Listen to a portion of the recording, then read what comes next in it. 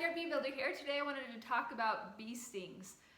In my most recent inspection I did, I actually stung on my foot. With that, I wanted to go over a few of the things that I use to help alleviate some of that discomfort.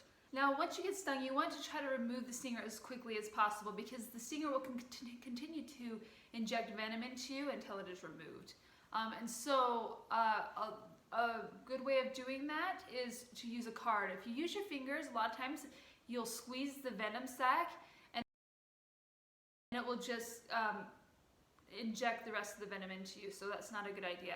But if you have some kind of a card, any kind of credit card or driver's license or something, and you just push it along your skin, it'll just push that stinger right out and pull it out of your skin.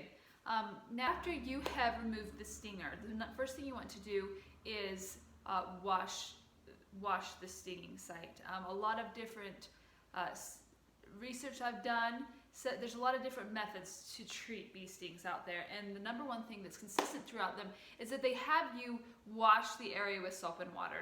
That's a really big thing. They want to make sure it's clean and that you don't get any secondary infections from the sting. So after you're done with that, what do you do next? The thing I like to do is actually use hydrocortisone cream or benadryl cream to help offset some of the reactions from the venom. And if you do it right after you're stung, it seems to be most effective at that point. There's some research out there that says that you can use meat tenderizer or baking soda or toothpaste on your stings, and I've tried those before, and I don't feel like they're really effective. I have tried them. I've tried even like some calamine lotion, and it just, or red mint clay, and it just doesn't seem to really do a whole lot. Some of the research that I've read on it actually indicated that this baking soda and stuff like that is supposed to neutralize the acidity of the venom, but that is not actually the case with honeybee stings because they don't tend to be as acidic. So you can try those if you'd like.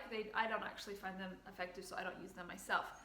But after I've applied the cream to it, another thing that I really like to do is to take some ibuprofen. Now, this is not something that is typically listed as one of the things to take when you're stung, but I've actually found that it's one of the most effective things that I've taken orally for the bee stings. I've actually taken allergy medicine for them, and I just didn't find that they did a whole lot, but the ibuprofen actually helped with the swelling and the pain of it. So especially if you take one right after you're stung, it tends to kind of lessen the symptoms. Now, usually the first day it's not a big deal. There's not a whole lot of swelling, at least with me, and so it's not usually an issue. It's usually the second or third day that it really gets to be irritating, where it starts to swell up a lot and it's really hot and itchy. And there gets to the point where you are ready to just cut off a limb because it is just itching so bad. And this hot swelling is really what causes that.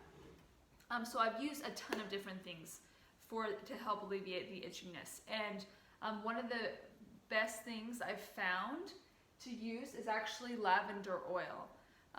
Just some essential oil, lavender oil, and you can lavender oil is actually not a very hot oil, so you don't really need to mix it with other oils before applying it. If you feel like you need to, or you have any irritation, you can go ahead and rub some olive oil or coconut oil with it. But really, I'll just put a few drops on it and spread it around on my bee sting, and it actually will help take away the itchiness. The only problem with lavender oil that I found is that it doesn't last very long. It'll last for about 20 minutes, but after that, I find myself reapplying it because the itchiness comes back. So for times when you're just ready to pull your hair out because it's itching so bad, lavender oil is a great fix. Another thing I use is aloe vera. The biggest asset I find with aloe vera is that it actually cools it. Now, if you can keep it cool, it'll actually take the itchiness away.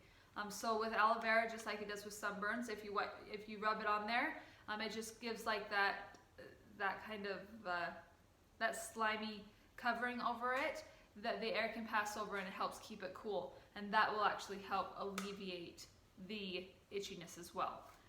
But my number one thing that helps more than anything else is just actually a water bottle. If you put some really cold or icy water inside of a water bottle, this is actually what I like to use the most, because you can use an ice pack, but then you have issues with it getting too cold, and you have to take it on and off. But a water bottle is nice because it keeps it cool without actually freezing it, and it will, if you keep it cool, it completely eliminates the itchiness. And that is really what the discomfort I get.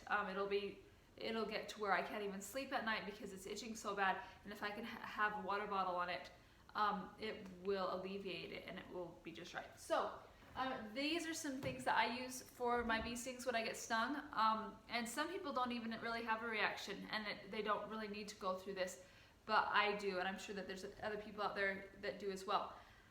So if you have a remedy or something that you use on your bee stings, I would love to hear about it. There's a lot of information and knowledge that I get just from the conversations that come off of these videos that I make, and so I'd love to hear your comments. If you have any input on this, please comment below. And this is the Backyard Bee Builder. We'll see you next time. Thanks. Bye.